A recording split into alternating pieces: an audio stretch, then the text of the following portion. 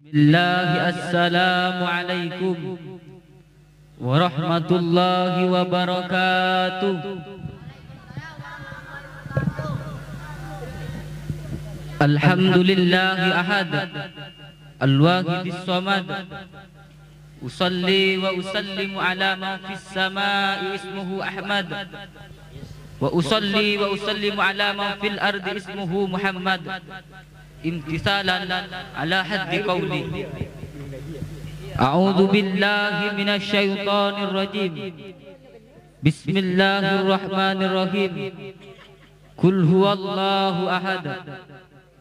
Al-ayat. Hadirin yang kami takdimi dan yang kami hormati, segenap masyayikh Pondok Pesantren Siratul Islam yang kami banggakan, segenap dewan asatidz, dewan pengurus, seperguruan serta teman-teman seperjuangan yang kami banggakan. Pada kesempatan malam hari ini, izinkan kami untuk menyampaikan tema yang bertemakan ketuhanan yang Maha Esa sebagai pusaka pertama dalam falsafah dasar kenegaraan Republik Indonesia.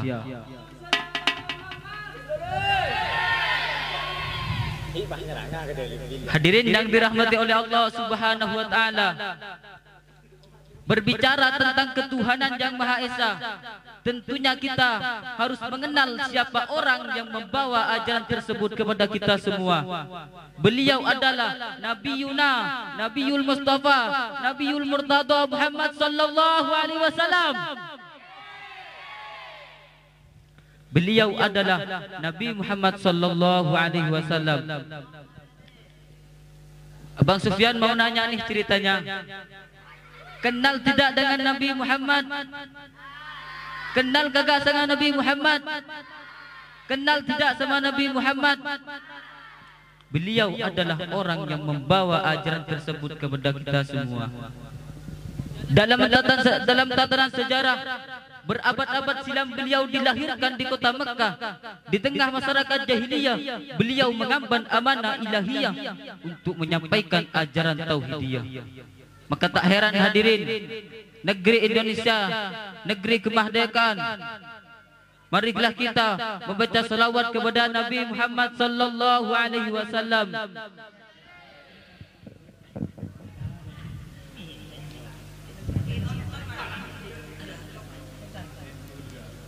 Di dalam surat Al-A'raf, walau anna ahlal qura amanu wattaqau lafatahna alaihim barakatim minas samai wal ard. Andaikan penjuru bumi beriman kepadaku, aku akan membukakan pintu keberkahan penjuru langit dan dunia.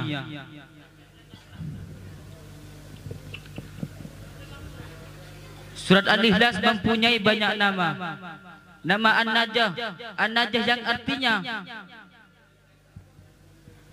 keselamatan. Keselamatan bagi siapa?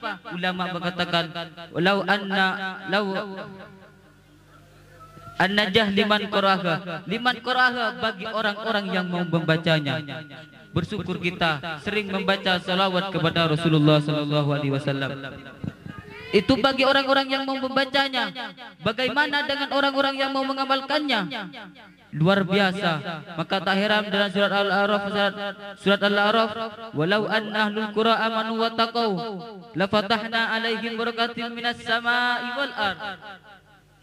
Andai kata sebuah negeri ini beriman dan bertakwa kepadaku, maka aku membukakan pintu penjuru langit dan dunia. Maka tak heran hadirin, negeri Indonesia, negeri kemarifah lojinawi yang dihiasi dengan kenikmatan surgawi. Billahi taufiq wal hidayah, waridha wal inayah. Assalamualaikum warahmatullahi wabarakatuh. Assalamualaikum warahmatullahi wabarakatuh.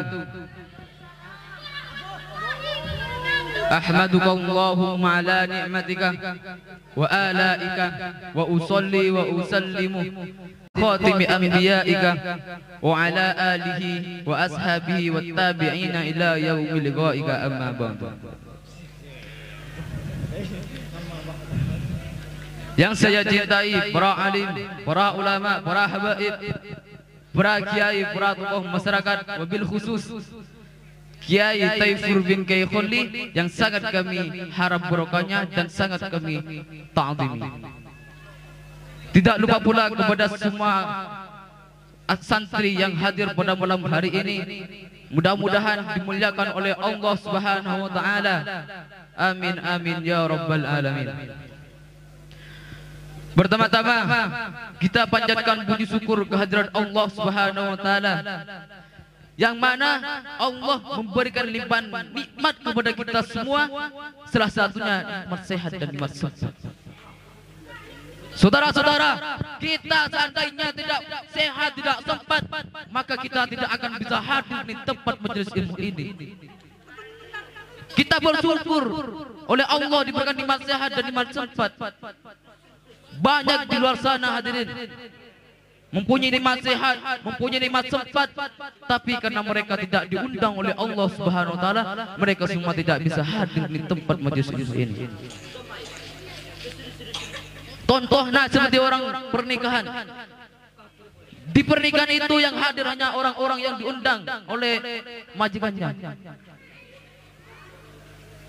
Oleh karena itu sama seperti kita semua yang hadir di tempat majelis ilmu ini, yang mana tempat majelis ilmu ini dimuliakan oleh Allah Subhanahu wa taala. Oleh karena itu mari kita bersyukur dengan pembacaan tahmid bersama. Alhamdulillah, alhamdulillah. Selawat serta salam mulia semoga tetap tercurahkan kepada sang baginda Nabi besar kita, Nabi Muhammad sallallahu alaihi wasallam, yang mana beliau mempunyai tujuan yang sangat mulia, yang mana beliau mempunyai tujuan yang sangat agung. Apa tujuannya beliau? Liyukhrijna minadz zulumati ilan nur, mengeluarkan kita semua dari alam kezaliman, dari alam kebodohan menuju alam kebaikan, menuju alam kepintaran, yakni agama Islam. Hadirin, kita seharusnya bangga menjadi umat Nabi Muhammad. Kenapa? Gara-gara Nabi Muhammad memperjuangkan agama kita, memperjuangkan agama Allah, kita bisa makan enak di sini, kita bisa minum dengan tenang.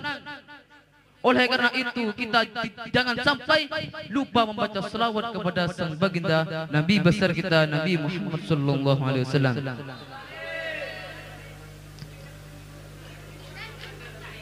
Mari kita membaca selawat bersama dengan ucapan Allahumma shalli ala Muhammad. Hadirin yang hadir pada malam hari ini, kita sebagai insan, kita sebagai manusia harus mempunyai titel di dunia ini. Salah satunya titel yang dimuliakan oleh Allah Subhanahu wa taala, yaitu takwa. Allah berfirman di dalam Al-Quran, Ya ayyuhalladzina amanu taqullaha haqqa tuqatih. Wahai orang-orang yang beriman, takutlah kalian kepada Allah dengan takut yang sebenar-benarnya.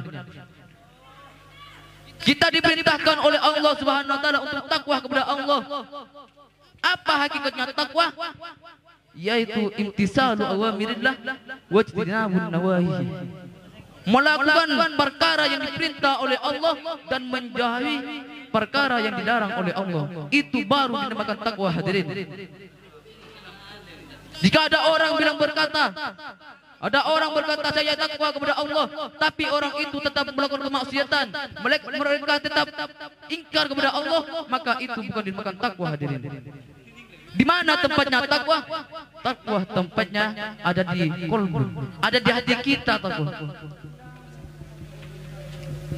Gimana agar kita bisa takwa kepada Allah? Gimana agar kita bisa takut kepada Allah? Yaitu dengan ilmu. Jika kita mempunyai ilmu, maka kita bisa takwa kepada Allah. Caranya agar kita bisa mempunyai ilmu, caranya agar kita mempunyai pengetahuan, yakni bitta'allum, dengan belajar. Jadi jika ada orang keturunnya presiden, keturunnya kelebun, Tapi kalau anaknya tidak belajar, maka mereka tidak akan dimuliakan oleh orang-orang lain. Manusia bisa mulia sebab apa? Sebab manusia itu mempunyai ilmu. Seandainya manusia tadi tidak mempunyai ilmu, tidak mempunyai pengetahuan, maka manusia tadi